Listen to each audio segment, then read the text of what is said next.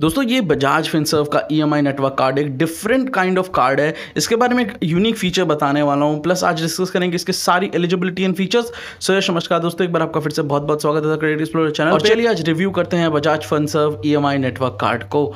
तो आप यहाँ पे देख सकते हैं बजाज के ऑलरेडी वैसे बहुत सारे कार्ड्स अवेलेबल हैं, चाहे तो आप इनमें से कोई सा भी पिक कर सकते हैं। बट बजाज का जो ईएमआई नेटवर्क कार्ड है वो बेसिक कार्ड्स के तौर पे मैं मानता हूँ, इसलिए मैं इसके बारे में आपको रिव्यू करके बताता हूँ।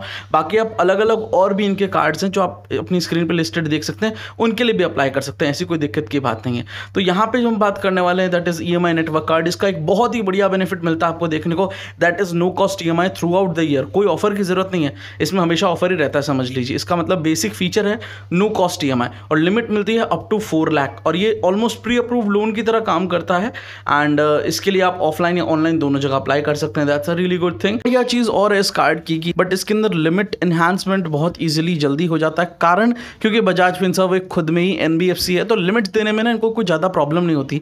ज़्यादातर कार्ड्स अगर आप ऐसे देखेंगे तो उनमें क्या है कि वो किसी बैंक के थ्रू टाई अप करके रखते हैं, अब तो वो बैंक जब अलाउ करेगी तभी आपको लिमिट एनहांसमेंट मिलेगी, बट यहाँ पे इनका खुद का ही एनबीएफसी है। तो चलिए फिर फीचर्स की बात करते हैं। सबसे पहला जो फीचर है that is easy online shopping.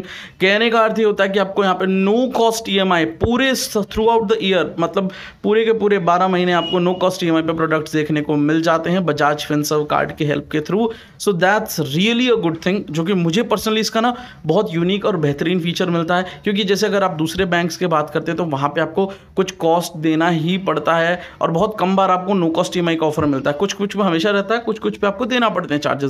But यहाँ पे क्या है कि कोई चक्कर नहीं है ऐसा, नो कॉस्ट ईएमआई आपको देखने को मिल जाएगा 24/7/365, नो वरीज एट ऑल। अब आप ये सोच रहे हो कि नो कॉस्ट ईएमआई आपको कहाँ कहाँ अवेलेबल होगा, तो देखिए मेजर लीडिंग जो ई कॉमर्स वेबसाइट्स हैं जैसे अमेजन, फ्लिपकार्ट, मिंत्रा, मेक माई ट्रिप, यहाँ पे आपको देखने को मिल जाता है। बाकी कुछ स्टोर्स होती हैं जहाँ पे इनके लिस्ट प्रोवाइड होती है, उसके ऊपर आप जाके चेक कर सकते हैं, या फिर किसी स्टोर के बाहर आप लिखा हुआ देख सकते हैं Bajaj Finserv no cost EMI, या प्रोडक्ट्स पे लिखा हुआ मिल ही जाता है आपको। ज़्यादातर बड़े बड़े ब्रांड्स के स्टोर पे ऑब्वियसली बजाज फिनसर्व वाला अवेलेबल होगा, वहाँ पे आपको नो कॉस्ट ईएमआई का ऑप्शन चुनना होता है एंड वहाँ पे भी आपको ये फीचर अवेलेबल हो जाएगा। अब आप अप्लाई कैसे कर सकते हैं इस कार्ड को, तो ऑनलाइन ऑफलाइन दोनों मोड से कर सकते हैं। ऑनलाइन आप इंस्टेंटली कर सकते हैं, इंस्टेंट अप्रूवल भी मिल जाएगा। ऑफलाइन के लिए मैं आपको थोड़ी देर आगे चल के वीडियो में बताऊंगा। तो फ्लेक्सिबल आपको टेन्योर मिल जाता है 3 to 24 मंथ्स का ईएमआई कन्वर्जन के लिए, और डॉक्यूमेंटेशन बहुत मिनिमल चाहिए। पर एक चीज़ यहाँ ध्यान रखिएगा, सैलरीड होना बहुत कंपलसरी है। आधार कार्ड, पैन कार्ड तो बहुत इंपॉर्टेंट है, प्लस सैलरी होना भी बहुत कंपलसरी है। ये स्टूडेंट्स के लिए नहीं है। आपका सिविल बहुत अच्छा होगा तो भी मिलने के चांसेस कम ही होते हैं, क्योंकि ये वेरीफाई करते हैं, ई-नैच भी करते हैं अकाउंट के थ्रू, इसलिए सैलरी अकाउंट को चेकअप कर लेते हैं कई बार। सो इसके अंदर ना स्टूडेंट्स को मिलने के चांसेस कम होते हैं, इसके लिए आपको सैलरीड होना इज़ ऑलमोस्ट लाइक कंपलसरी है। तो जैसा कि मैंने आपको बताया, इसका जो नो कॉस्ट ईएमआई वाला फीचर है आप ऑफलाइन भी अवेल कर सकते हैं। कुछ स्टोर्स यहाँ पे लिस्टेड हैं, जैसे आप देख सकते हैं विजया सेल्स, क्रोमा, रिलायंस डिजिटल, वैसे और भी बहुत सारे अवेलेबल, लाइक सैमसंग भी अवेलेबल कराता है, फिलिप्स भी। तो इन स्टोर्स पे भी आपको नो कॉस्ट ईएमआई देखने को मिल जाएगा। रिलायंस डिजिटल यहाँ देख करके याद आया कि हमारे चैनल पे गिव अवे चल रहा है 20 जुलाई को उसका रिजल्ट आने वाला है। उसमें आपको 500 रुपीज़ का टाटा क्लिक का एंड 500 रुपीज़ का रिलायंस डिजिटल का कूपन देखने को मिल जाएगा। तो जरूर जाके चेक कीजिएगा, वीडियो का लिंक नीचे डिस्क्रिप्शन में मिल जाएगा। वैसे अगर बजाज का कार्ड आपको अप्लाई करना है तो उसका भी लिंक आपको नीचे डिस्क्रिप्शन में मिल जाएगा, जरूर जाके वहां से आप इंस्टेंटली अप्लाई कर सकते हैं।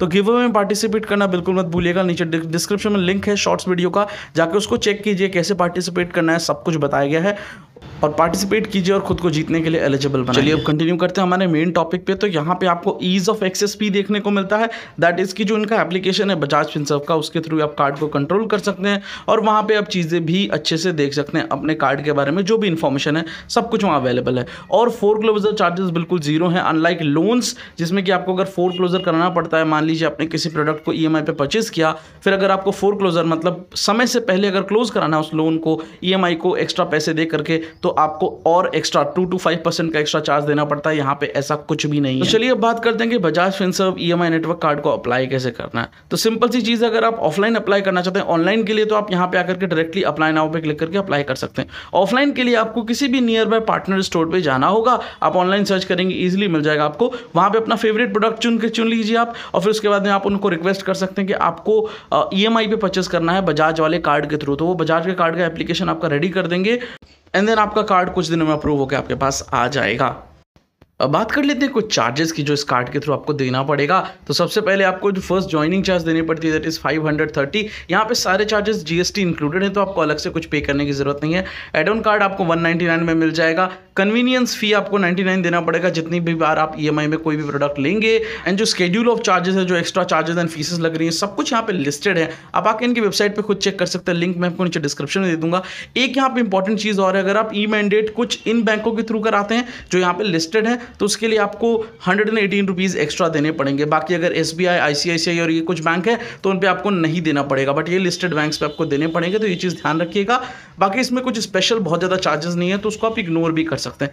बाकी डिटेल्स आप यहाँ पे एब्सोल्युटली आकर के पढ़ सकते हैं, जैसा कि मैंने आपको बताया, लिंक आपको नीचे डिस्क्रिप्शन में मिल जाएगा। एक और बढ़िया चीज़ इस कार्ड की कि अगर आपको ऑनलाइन शॉपिंग करनी है तो आपको पूरा कार्ड डिटेल्स जानने की ज़रूरत नहीं होती है। रजिस्टर्ड स्टोर जैसे फ्लिपकार्ट और अमेजन की मैं बात करता हूँ, तो वहाँ पे आप सिंपली अपना मोबाइल नंबर डाल के ओटीपी डाल के वेरीफाई करेंगे ना, तो ऑटोमेटिकली ये सब कुछ पिक कर लेता डिटेल। आपको ज़रूरत नहीं होती पूरे कार्ड्स की डिटेल डालने की। तो एक बढ़िया चीज़ है, ईज़ ऑफ एक्सेस के थ्रू, मतलब ईजी शॉपिंग कर देता है। बाकी कुछ ऐसा स्पेशल नहीं है। चलिए दोस्तों, अब बात करते हैं इस कार्ड के एलिजिबिलिटी की, जो कि एक बहुत इंपॉर्टेंट पार्ट है इस वीडियो का। तो एलिजिबिलिटी क्राइटेरिया जो है इसका बहुत सिंपल सा है, इतना भी कुछ कॉम्प्लिकेटेड नहीं है। ध्यान रखिए, सैलरीड होना बहुत कंपलसरी है। एक थोड़ी अजीब चीज़ यहाँ पे कि ऑनलाइन ऑफलाइन अप्लाई करते हैं ना, आप दोनों अलग अलग तरीके से कर सकते हैं। तो उसमें क्या, ऑनलाइन में एज क्राइटेरिया अलग है, ऑफलाइन में एज क्राइटेरिया अलग है। जैसे कि आप यहाँ पे देख सकते हैं, ऑफलाइन में आपको मिनिमम 21 ईयर्स और मैक्सिमम 60 ईयर्स तक के जो इंडिविजुअल को कार्ड मिल सकता है, बट ऑफलाइन में मिनिमम 23 ईयर्स आपको एज चाहिए इसको अप्लाई करने को। तो ये एक अजीब सा सिस्टम है, बट ये इनकी मर्जी है, जो चाहे वो कर सकते हैं। तो इस केस में ये सिंपल सी बात बनती है कि ध्यान रखिए आपके पास सैलरी होनी चाहिए। सिविल की अगर मैं बात करूं तो सिविल 770 प्लस होना इज लाइक मस्ट। अगर उससे कम हुआ ना तो बहुत कम चांसेस है कि आपका कार्ड अप्रूव हो।